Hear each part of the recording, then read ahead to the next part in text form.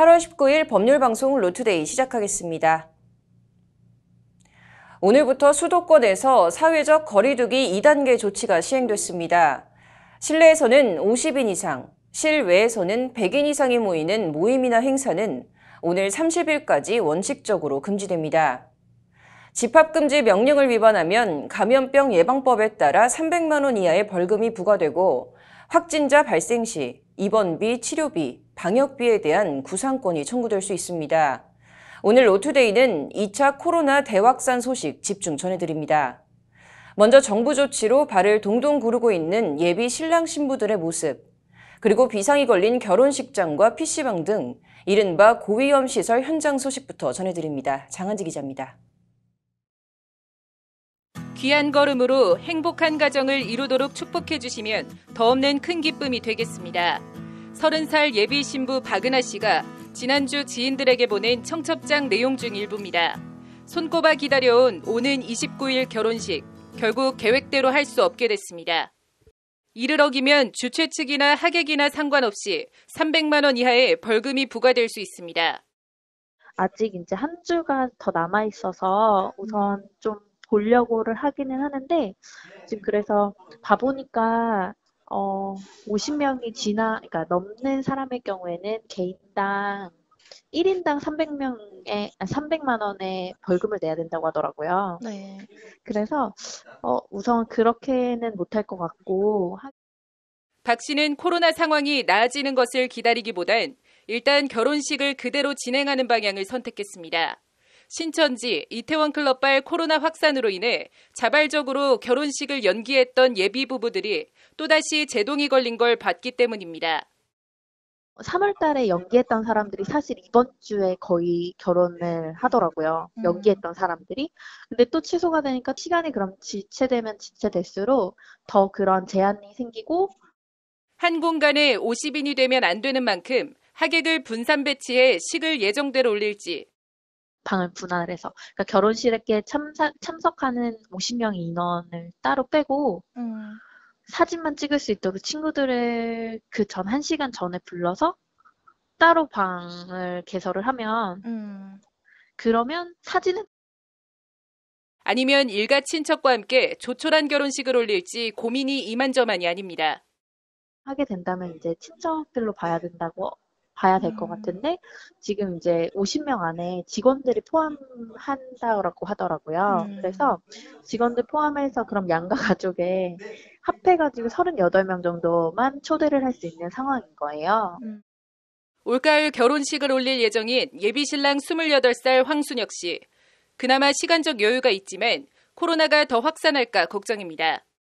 계속 이렇게 코로나가 유행을 하고 제 정부 정책으로도 50명 이하를 이렇게 지속적으로 요청을 한다면, 솔직히 한 번뿐인 결혼식인데 이제 지인들한테 축하도 받고 싶고 이제 많은 사람들의 축복 속에서 결혼하고 싶은 건 사실이잖아요. 그런 부분에 있어서는 조금 아쉬울 것 같고요. 식장은 예약했지만 결혼식이 예정된 날까지 순탄치만은 않은 준비 과정을 겪고 있습니다. 식장 진행 순서라든지 아니면 준비하고 싶은 물건들이나 영상, 그리고 사진 이런 것들도 되게 많거든요.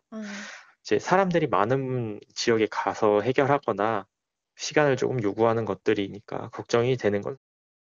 모이지 말라는 정부의 방침을 따라야만 하는 수도권에 위치한 예식업체들은 오늘 오전 동시다발적으로 비상이 걸렸습니다. 이러지도 저러지도 못하는 예비 부부들에게 취소를 권유해야 하는지, 손해를 보더라도 적은 인원으로 진행하도록 해야 하는지 진퇴양난의 상황에 부딪혔습니다. 국가에서 이제 50명 지정했는데 지금 우리 웨딩홀에서는 어떻게 진행을 하실 건지에 대한 질문이 가장 많고. 반반이신 것 같아요. 취소하시는 분들도 계시고 또 돌잔치 이런 거는 대부분 다 취소를 하셨고, 네. 예식 같은 경우는 지금 어떻게 방침이 나오는지 그거를 기다리고 계시고요. 아무래도 이번 주나 당장 다음 주 예식 같은 경우에 해당이 되시는 분들이시기 때문에 지금 되게 많이 불안해하고 계시죠. 예고가 없는 코로나 확산. 결혼식장 등 예식업체들은 누구를 탓할 시간도 대책을 마련할 시간도 없이 급한 불을 끄는데 급급할 뿐입니다. 일단 저희도 뭐 임대료라든가 직원들 월급 같은 부분도 있고 그래서 최소 보증 인원이라는 게 있는데 네. 거기서 일단 지금 뭐 식사도 안 된 상태에서 아무래도 매출의 감소가 있으면은 네. 아무래도 회사에 타격이 있죠. 당장 뭐 이렇게 통보를 하니까 저희들도 뭐 그에 대한 준비도 없이 그래서 좀 어렵죠. 오늘 오전 청와대 국민청원 게시판은 코로나로 인한 피해를 예비부부에게만 전가하는 결혼식 문제, 확실한 보상안을 마련해달라는 글이 올라왔습니다. 청원인은 코로나 상황에서 막중한 피해를 본 사람들이 있다. 바로 예비 신랑, 예비 신부들이다 라고 포문을 열었습니다.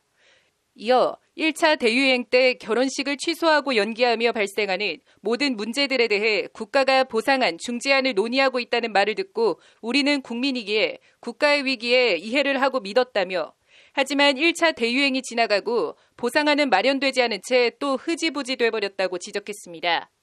그러면서 일생에 한 번 축복받는 날만 손꼽아 기다려온 예비 신랑 신부에게 참석하는 하객 모두에게 벌금을 물리겠다고 말하시냐며 말만 하는 논의, 유행이 지나가면 다시 묻히게 되는 논의가 아닌 실질적인 피해 보상안, 갑질하는 결혼 예식장 업체에 대한 규제 및 제재 방안을 논의해달라고 요청했습니다. 한편 공정거래위원회는 예비 신혼부부들이 수도권에서 예약해둔 결혼식을 취소하거나 연기하더라도 위약금을 내지 않도록 해달라고 웨딩업계에 요청했습니다.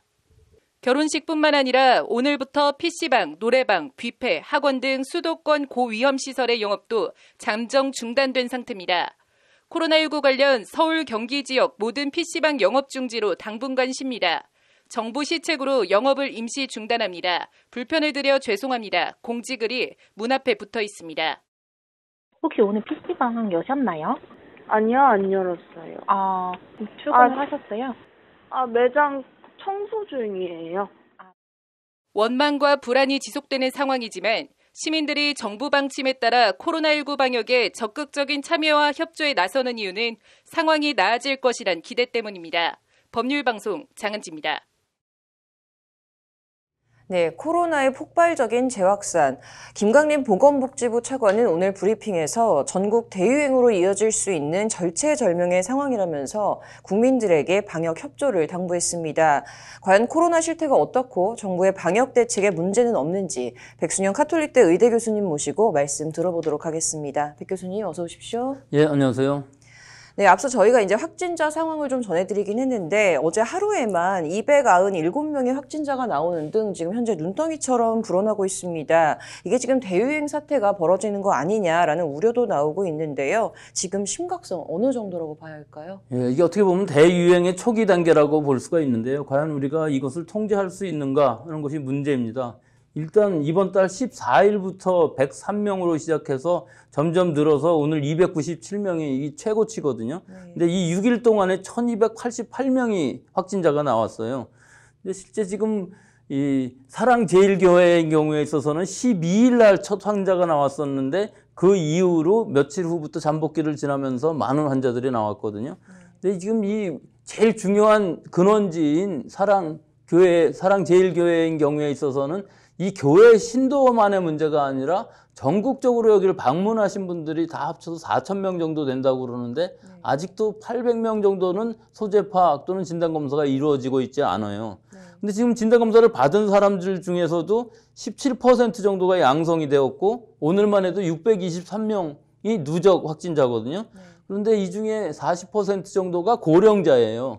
또 그 전에 8일 날 이미 경복궁 집회가 있었기 때문에 이 교회만의 문제가 아니라 이 교회로부터 시작한 확진이 전국으로 퍼지게 된다면 상당히 통제 불가능한 상황이 될 수가 있기 때문에 앞으로 며칠간 또 이번 달 월말까지 환자 수가 얼마나 많이 발생하느냐에 따라서 우리 방역이 지금 통제가 가능하냐 또는 통제 불가능한 걷잡을 수 없는 상황으로 가느냐 지금 기로에 서 있다고 볼 수 있겠습니다. 네. 좀 일각에서는 이 정부의 방역 실패 책임을 이제 뭐 신천지교회, 지금 사랑제일교회, 뭐 또 이태원이 성소수자 클럽 등 특정의 집단을 공격하는 식으로 떠넘기고 있는 거 아니냐라는 좀 지적도 나옵니다. 어떻게 보시나요? 뭐 결과적으로 봤을 때에는 그렇게 해석할 수도 있겠습니다만 사실 시간을 되돌려 놓고 보면은 앞을 예상할 수 없는 것이거든요.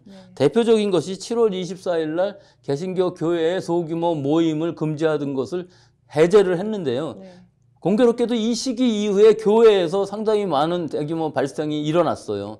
그 시기에 그럼 과연 이것을 해제하는 것을 예측하고서 막을 수 있었느냐? 뭐 그건 아닌 것 같이 보이고요.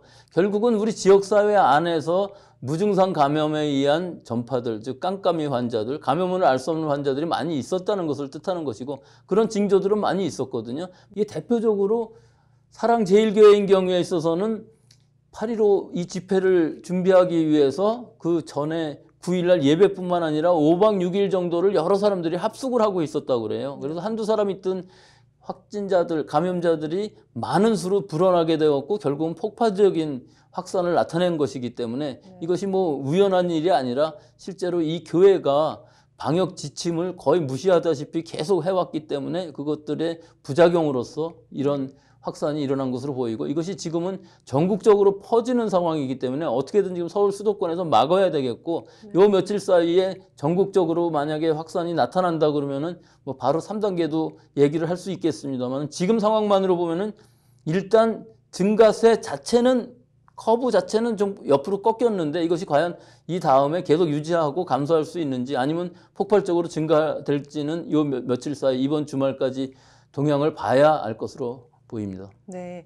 일단 오늘 이 정은경 중앙방역대책본부장이 좀 일부에서 방역당국 검사 결과가 조작됐다. 뭐 특정 교회 교인은 무조건 코로나19 확진자로 이제 환자로 확진한다 등 이제 루머까지 돌고 있다면서 이제 이것은 결코 사실이 아니다 지금이라고 반박을 하기도 했는데요.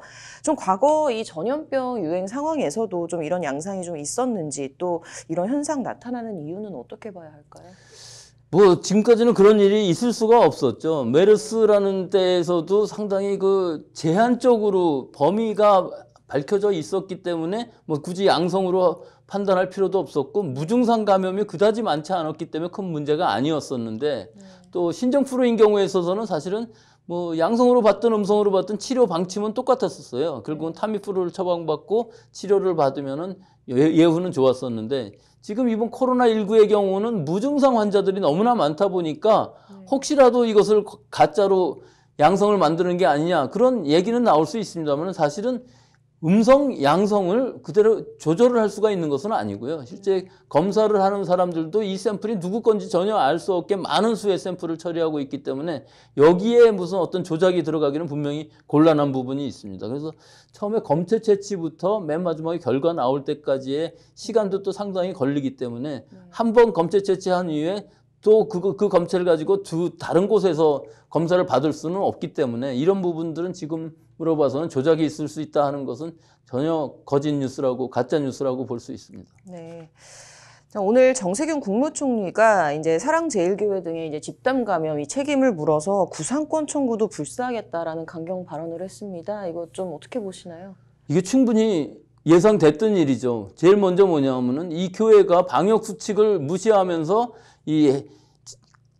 그 집합 금지 명령도 전부 무시했었거든요. 네. 그래서 결국은 실제로 형사적인 형뿐만 아니라 구상권까지도 청구를 하는 것이기 때문에 이 지금 상황은 뭐 대표적으로 지금 전 국민이 보건에 영향을 끼치는 아주 나쁜 행동을 한 것이라고 볼 수 있기 때문에 뭐 구상권의 그 액수가 어느 정도 될지 저는 뭐 예상을 할 수 없습니다만은 엄청난 수의 구상권 또 엄청난 수의 환자를 만들어낸 것은 뭐 교회 자체에서 의도적으로 안 했다 할지라도 결과적으로는 그 역학조사에 방해 거짓말하고 명단 안 내고 하는 것으로 인해서 피해가 갔기 때문에 충분히 구상권을 청구할 수 있다고 생각을 합니다. 네.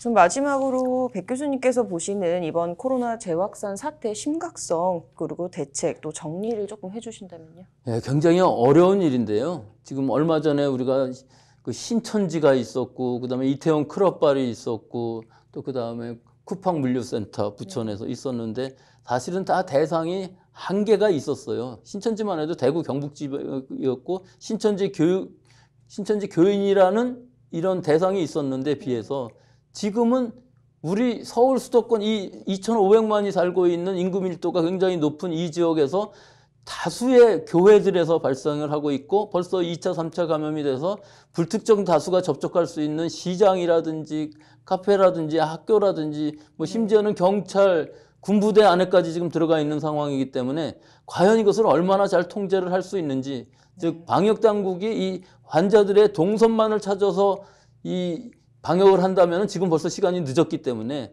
일단 접촉한 사람들 혹은 그 장소에 있었던 사람들, 예를 들어서 8일 날에 경복궁 집회라든지 15일 날에 광화문 집회에 참석을 했었던 분들은 먼저 자발적으로 진단검사를 받아야만 이 상황이 지금 어떻게 정리가 되지, 지금으로 봐서는 방역당국의 통제의 한계는 넘어선 것으로 보이기 때문에 전 국민들이 합심을 해서 방역 수칙 잘 지키고 손 씻기, 마스크 쓰기 등 개인 위생 철저히 하고 거리 두기 하고 이것을 바짝 방역 그 지침을 잘 지키시고 또 아주 경각심을 가지신다면 해결될 수 있는 문제이지만 이것이 만약에 조금이라도 해이해지게 되면 아주 걷잡을 수 없는 최악의 상황까지도 갈 수 있다고 봅니다. 네, 알겠습니다. 오늘 여기까지 듣도록 하겠습니다. 오늘 감사합니다.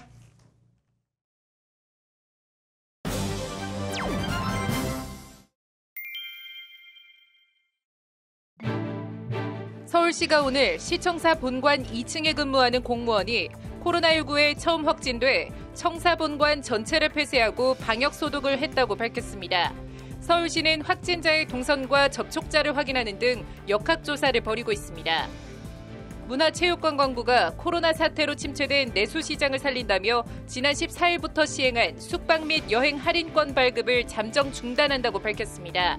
코로나19 재확산으로 수도권 지역 사회적 거리 두기가 2단계로 격상되는 등 방역 상황을 고려한 것이라고 문체부는 말했습니다. 검찰이 피해액 1조 6천억 원에 달하는 라임 자산운용 사태의 핵심 인물 중 한 명인 신모 전 신한금융투자팀장에게 오늘 열린 결심 공판에서 징역 8년을 구형했습니다. 검찰은 자본시장의 공정성과 신뢰를 훼손해 재질이 극히 불량하다고 구형 이유를 밝혔습니다. 이명박 정부 당시 경찰의 댓글 여론 공작을 총지휘한 혐의로 1심에서 징역 2년이 선고된 조현오 전 경찰청장이 항소심 재판 중 보석으로 석방됐습니다. 지난 2월 실형을 선고받고 법정 구속된 지 187일 만입니다. 재판부는 구속기간 내 재판을 마치기 어렵다는 사정을 보석 결정에 고려한 것으로 알려졌습니다.